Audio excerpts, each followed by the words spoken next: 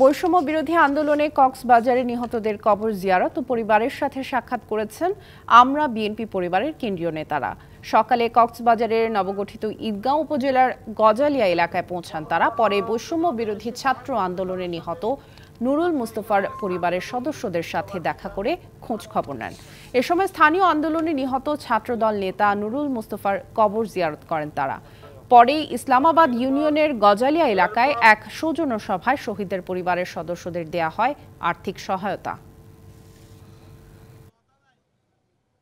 মানুষের কল্যাণে কাজ করি আমরা, শুধু মানুষের বিপদে পাশে দাঁড়ানোর জন্য আমাদের বিএনপি পরিবার সংগঠনটি সেলটি সৃষ্টি করেছে জনাব তারেক রহমান। প্রতি বছরে তিনি এখানে উপহার পাঠান ঈদে, কুরবান এবং বিভিন্ন সময়, এবং এইটা যে আমরা এককালীন না, আমরা আপনাদের খবর সব সময় নেব।